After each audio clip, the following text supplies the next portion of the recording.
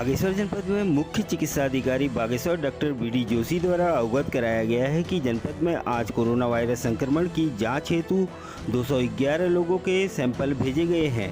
अब तक 6,569 सैंपल भेजे जा चुके हैं, जिसमें से अभी तक जनपद में कोरोना के 168 पॉजिटिव केस आए हैं, जिसमें से 132 मरीज स्वस्थ होकर उन्हें कोविड चिकित्सालय से डिस्चार्ज किया जा चुका है। शेष 35 संक्रमित मरीजों में से 24 मरीजों का उपचार रानीखेत, 1 का उपचार पिथौरागढ़ तथा 10 मरीजों का कोविड चिकित्सालय बागेश्वर में इलाज किया जा रहा है। सूचना प्राप्त होने तक आज जनपद में कोरोना के 3 नए केस आए हैं। बागेश्वर जनपद में बारिश में कुछ कमी देखने को मिली है। वहीं बात अगर करें सुबह 8 बजे की रिपोर्ट के अनुसार तो बागेश्वर में 2.50 mm बारिश रिकॉर्ड की गई है, जबकि गरुड़ में 0 mm बारिश रिकॉर्ड की गई है और कपकोट में 30 mm बारिश रिकॉर्ड की गई है। इस बारिश के चलते सरयू नदी का लेवल 867.30 m पहुँच गया है और गोमती नदी का जलस्तर 863.00 m रिकॉर्ड किया गया है। वहीं इन दोनों नदियों का डेंजर लेवल है 870.70 m। तो साफ तौर पे देखा जा सकता है, बेशक आज की जो रिपोर्ट आई है उसमें बारिश में कुछ कमी देखने को मिल रही है, बावजूद उसके अगर सरयू और गोमती नदी के जलस्तर की अगर बात करें तो इन दोनों नदियों के जलस्तर में थोड़ी कमी यहाँ पर तो देखने को मिली है, लेकिन दोनों नदियों का जलस्तर अभी भी उफान पर है।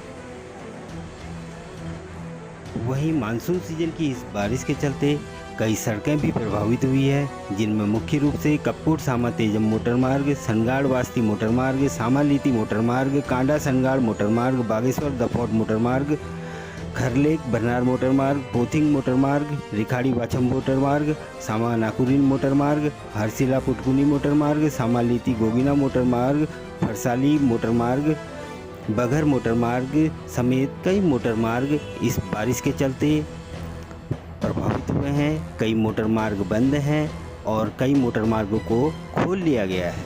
तो साफ तौर पे देखा जा सकता है लगातार बारिश के चलते कई मोटरमार्ग इससे प्रभावित हुए हैं। तो साफ तौर पे देखा जा सकता है कि किस तरह से मलबा आया है और जेसीबी की मदद से इन मोटरमार्गों को खुलवाने की कार्रवाई की जा रही है। तो ज़िले के कई मोटरमार्ग इस बारिश के चलते प्रभावित हुए हैं। लैंडस्लाइड के चलते सड़कों पर मलबा आने से कई सड़कें बंद हो गई हैं और जिन्हें खुलवाने की कार्रवाई लगातार की जा रही है, जो कि साफ तौर पे देखा जा सकता है।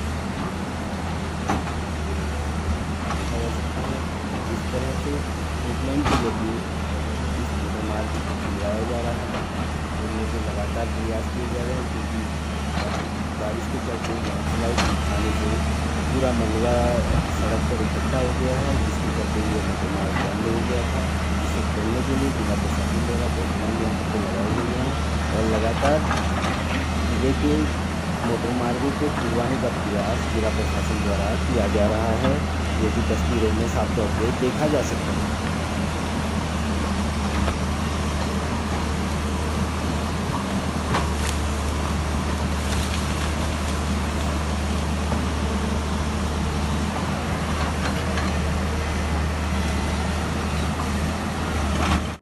वहीं दूसरी ओर नोडल अधिकारी कंट्रोल रूम से प्राप्त सूचना के अनुसार आज सुबह 6 बजे तक एक दिन में बाहरी राज्यों से आने वाले व्यक्तियों की संख्या 149 है। वहीं राज्य के विभिन्न जनपदों से आने वाले व्यक्तियों की संख्या 224 है। इस प्रकार एक दिन में कुल 373 व्यक्ति सुबह 6 बजे तक जनपद में आए हैं।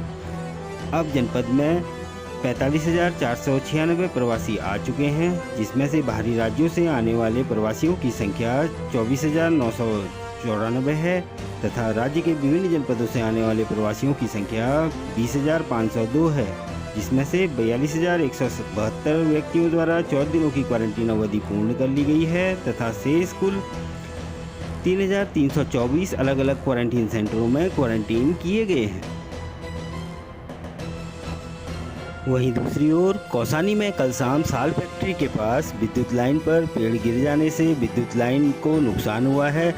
इस घटना से पिंगलकोट, गेवाड़, सीमा, रतोड़ा, गोरड़ा, बोरगांव, भोजगढ़, खडड़िया समेत कई गांवों में बिजली बाधित हो गई।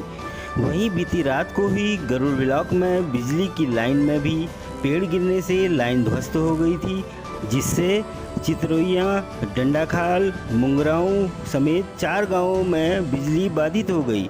इन विद्युत लाइनों के में कार्य प्रगति पर है और जल्द से जल्द विद्युत सुचारू होने की संभावना है। तो साफ तौर पे देखा जा सकता है कौसानी और गरुड़ ब्लॉक में विद्युत लाइन में पेड़ गिर जाने से विद्युत लाइनें ध्वस्त हो गई थी, जिन्हें काफ़ी नुकसान हुआ था। विद्युत लाइनों में पेड़ गिरने की इस घटना से कई गांवों की विद्युत सप्लाई बाधित हो गई थी, जिस पर विभाग द्वारा लगातार कार्य किया जा रहा है और संभावना है कि जल्द से जल्द ये लाइनें दुरुस्त हो जाएंगी और इन सभी गांवों में विद्युत आपूर्ति सुचारू कर दी जाएगी।